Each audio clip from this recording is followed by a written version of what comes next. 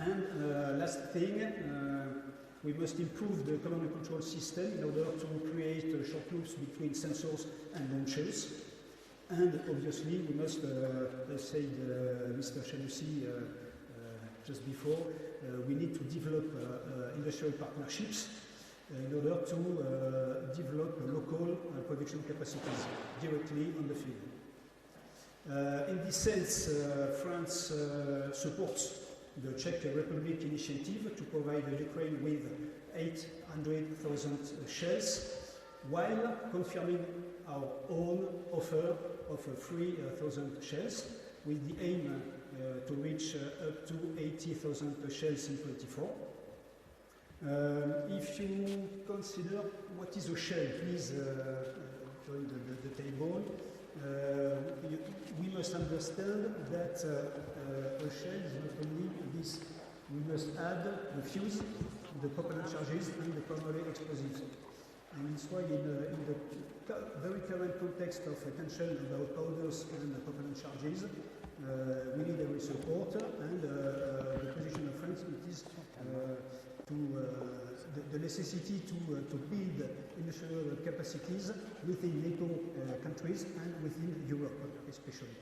And obviously we will welcome every support in this area. Mr. Secretary, I give you the floor. Thank you very much. Sebastien? Are we going over here? Thank you.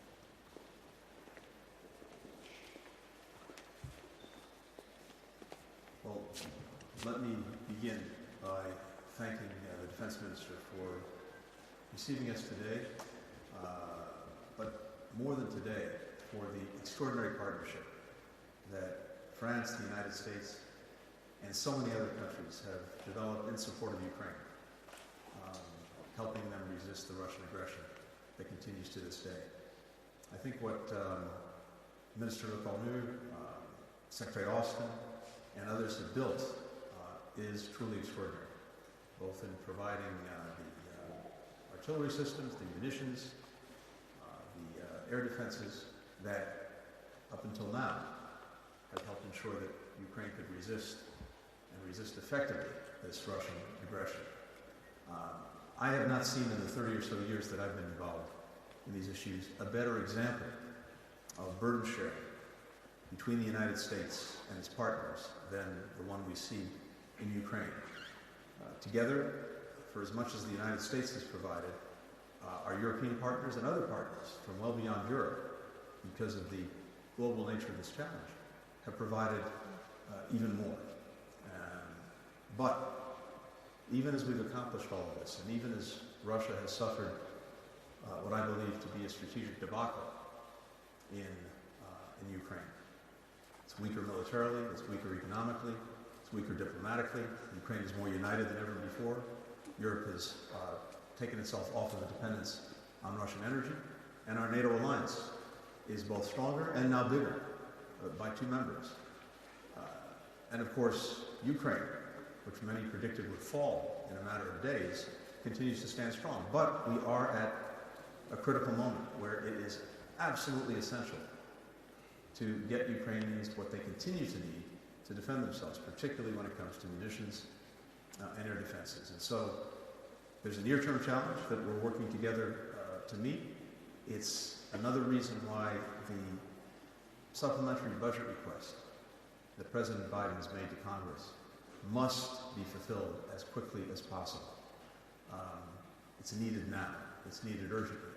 But it's also an investment in ourselves. And what we've been talking about today, besides the immediate challenges for Ukraine, is the work that both of our countries are doing, and where France is a real leader, as in some of the other areas, in building back and strengthening our defense industrial base. Because unfortunately, the challenges that we're seeing in Ukraine are not going to go away tomorrow. And we have to make sure that we have the means not only to continue to help Ukraine, but to make sure our own defenses are as strong as possible.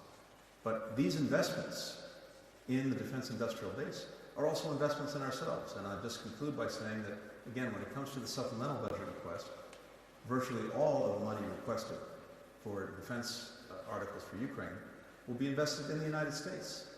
to produce what's needed. So we look to Congress to act quickly and swiftly and effectively, just as our European partners have continued to act so effectively when it comes to Ukraine. Sebastien. Merci beaucoup, Monsieur le secrétaire d'État, cher Antony. Merci d'avoir accepté le principe de cette visite ici à KNDS, déjà parce qu'on accueille un ami de la France qui parle un français absolument remarquable et dont une partie de votre cœur, de votre adolescence et de votre jeune enfance s'est faite ici à Paris. Et je sais que vous avez beaucoup de plaisir à revenir à chaque fois en France. Et nous, Français, nous avons beaucoup de plaisir, à titre personnel, à vous accueillir. Je tenais déjà à vous le dire. Donc, merci de passer par KNDS, qui est le cœur de ce que nous cherchons à faire dans le cadre de cette coalition artillerie entre la France et les États-Unis depuis maintenant de nombreux mois. Vous l'avez rappelé, dans le cadre de l'initiative de l'UCDG qui a été pilotée depuis la base de Ramstein, Austin a lancé un certain nombre de coalitions sur lesquelles la France a tout de suite répondu présent. Il s'agissait pour nous évidemment d'être efficace, complémentaire dans notre aide à l'Ukraine, à 360 degrés, la formation, les équipements, l'entretien de ces équipements et bien sûr les munitions. Et là on le voit bien dans un moment critique où il faut faire preuve d'endurance dans ce soutien à l'Ukraine, endurance budgétaire, endurance capacitaire et industrielle. Et je tiens vraiment à remercier, cher Nicolas, l'ensemble des équipes de KNDS qui ont su relever le défi de la fiabilité dans la parole que la France a pu donner à l'Ukraine et dans le cadre des initiatives partenariales que nous menons ensemble avec nos amis américains. Ça a été dit, ce canon César est devenu le symbole de cette coalition artillerie, avec une augmentation significative des capacités de production, 2 par mois, désormais 6 par mois, et peut-être donner ce chiffre qui n'a jamais été donné publiquement, mais qui a été présenté par les équipes de KNDS à Antony il y a quelques instants. Nous allons rehausser la production jusqu'à 12 canons par mois de canons César dans les temps qui viendront. En tout cas, les canons, pièces d'artillerie qui vont sur le châssis de ce canon César, ce qui va montrer justement notre capacité à répondre présent, non seulement aux besoins de l'Ukraine, mais, cher Antony, également à tous les partenaires européens, membres de l'OTAN, qui sont en train d'arriver à leurs 2% du PIB, qui sont en train d'acquérir des systèmes d'armes pour eux-mêmes contribuer à la défense et à la dissuasion collective de l'ensemble de l'OTAN. Et c'est évidemment aussi un enjeu clé pour nos industries de défense que d'y répondre favorablement dans un cadre d'interopérabilité dont je forme le vœu qu'il soit aussi un des grands points d'aboutissement du sommet de Washington que nous aurons prochainement pour l'anniversaire de la construction de l'Alliance.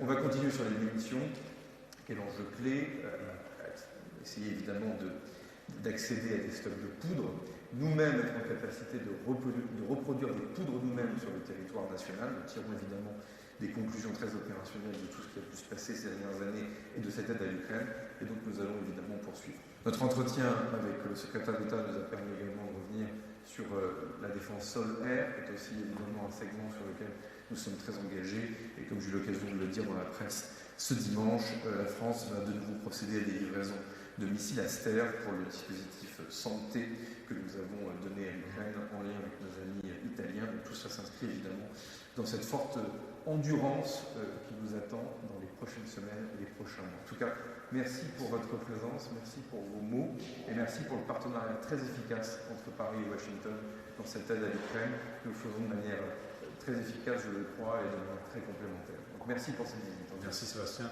Merci beaucoup. Merci. Merci aux équipes de KNDS. Merci beaucoup. Merci pour cette visite. Merci beaucoup.